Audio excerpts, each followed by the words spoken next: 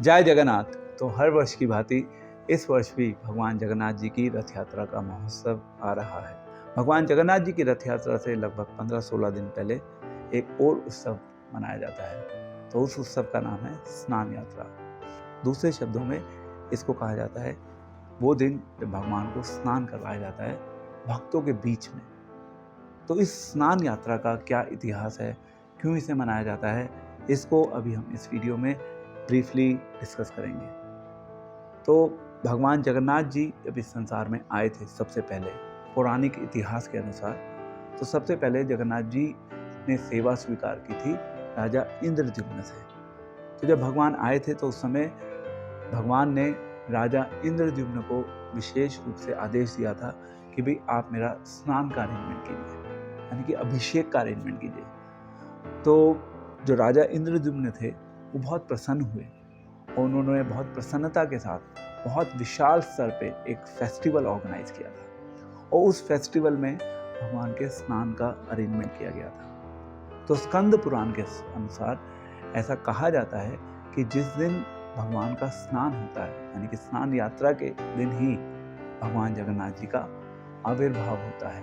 भगवान जगन्नाथ इस संसार में लोगों के बीच में प्रकट होते हैं। तो इसको हम प्राकट्य दिवस भी बोल सकते हैं।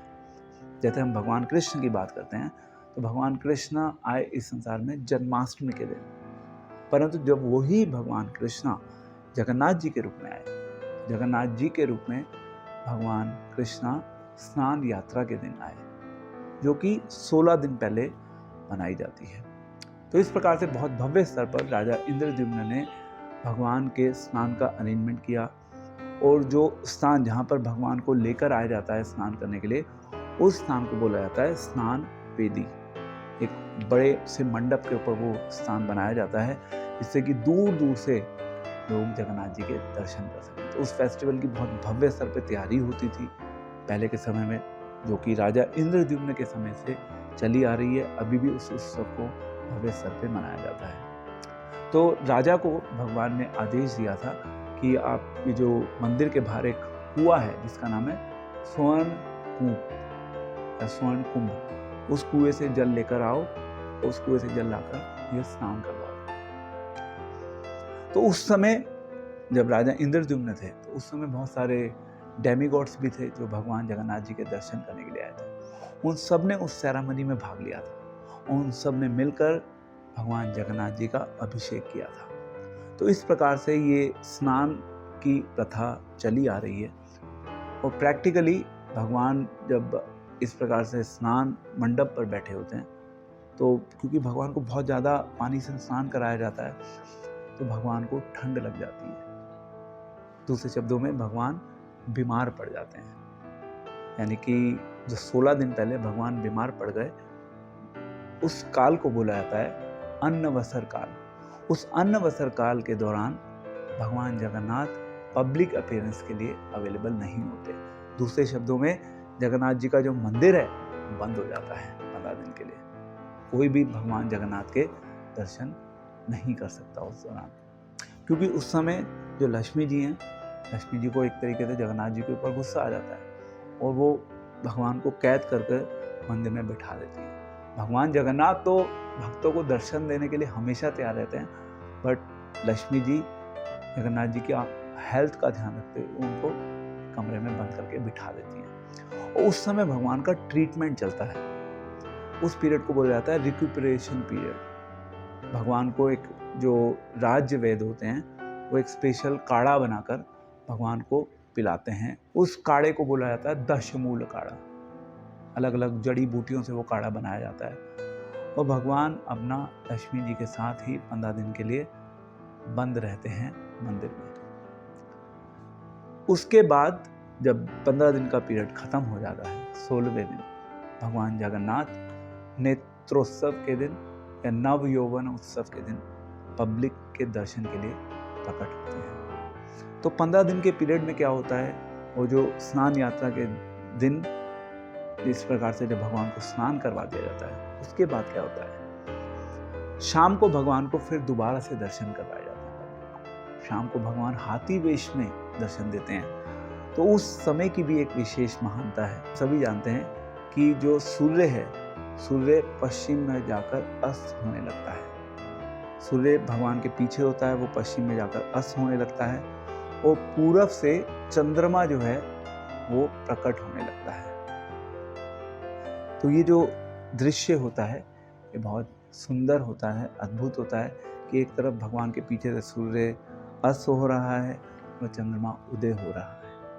तो वो दर्शन विशेष माने जाते हैं, इसलिए बहुत से डिवोटीज स्नान यात्रा के दौरान भगवान जगन्नाथ जी के शाम को भी दर्शन करने के लिए उत्साह के साथ भाग लेते हैं। तो उस समय हाथी वेश में भगवान का दर्शन करवाया जाता है। तो पुराने समय की बात है, गणपति गणेश जी के एक भक्त थे, उनका नाम था गणपति भट्ट। वो कहीं और दूर रहते थे, जगन्नाथपुरी में नहीं रहते थे वो, और उनका केवल गणेश जी की ही पूजा अर्चना में लगाव था, रुचि थी। तो एक बार उनको कन्विंस कर कर किसी तरीके से जगन्नाथ जी के दर्शन के लिए बुलाया गया। मैं पता था कि ठीक है वहाँ पे तो जगन्नाथ जी होंगे, बट उन्हें ऐसा बोला गया था कि भाई वो जो जगन्नाथ हैं वही गणेश हैं, तो आप आइए और दर्शन अवश्य कीजिए। तो वो वहाँ पहुँचे।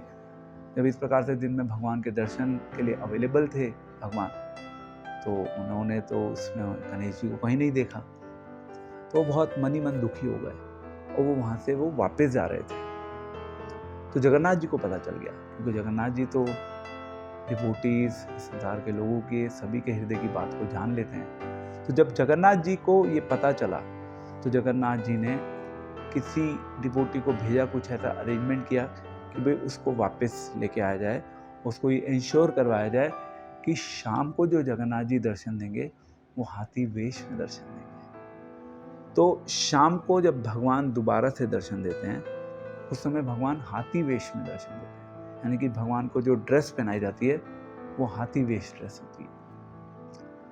तो जब शाम को गणपति भट्ट ने भगवान जगन्नाथ जी के इस प्रकार से दर्शन किए, तो दर्शन करके फिर गणपति भट्ट को प्रसन्नता हुई। तो इसलिए इंद्रद्युम्न राजा के समय से लेकर अभी तक शाम को, यानी कि स्नान यात्रा के दिन शाम को भगवान जगन्नाथ जी को जो ड्रेस पहनाई जाती है वो हाथी वेश ड्रेस होती है। भगवान हाथी के समान लगते हैं इस ड्रेस में। दूसरा कारण यह है कि जब भगवान को बहुत ज़्यादा पानी डाला जाता है, बहुत सारे घड़ों से बार बार भर के पानी डाला जाता है, तो भगवान का जो पेंट होता है, क्योंकि वो नेचुरल पेंट होता है, तो भगवान का वो जो पेंट है वो उतर जाता है उस प्रोसेस में। अब जब वो पेंट उतर गया, क्योंकि भगवान ने शाम को दर्शन दोबारा से देने, तो भगवान अच्छे नहीं लगेंगे, तो उसके लिए क्या किया जाता है, फिर भगवान को पूर्ण रूप से कवर कर दिया जाता है उस ड्रेस के थ्रू, जिससे कि भगवान की जो पेंट उतरता है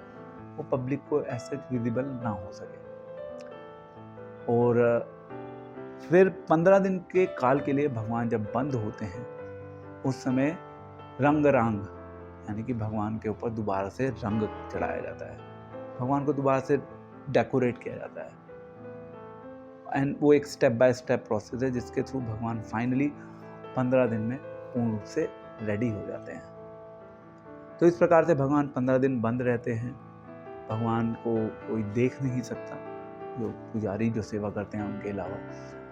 और 16वें दिन नेत्रोत्सव नवयौवनम फेस्टिवल के दिन भगवान जगन्नाथ दोबारा से पब्लिक के बीच में अपीयर होते हैं। तो इस प्रकार से ये जगन्नाथ जी की स्नान यात्रा का इतिहास है। भगवान जगन्नाथ अभिषेक के थ्रू भक्तों को दर्शन देते हैं, भक्तों के ऊपर अपनी कृपा करते हैं। ये जगन्नाथ जी का स्वभाव है। और तो ये है जगन्नाथ जी की स्नान यात्रा का रहस्य। और अभी क्योंकि जगन्नाथ जी की रथ यात्रा आने वाली है, तो अभी हम और डिटेल से भगवान जगन्नाथ जी के जीवन से जुड़ी हुई कथाओं के बारे में डिस्कस करेंगे। तो स्नान यात्रा की जय, श्रील प्रभुपाद की जय, जगन्नाथ बलदेव सुभद्रा की जय। हरे कृष्णा।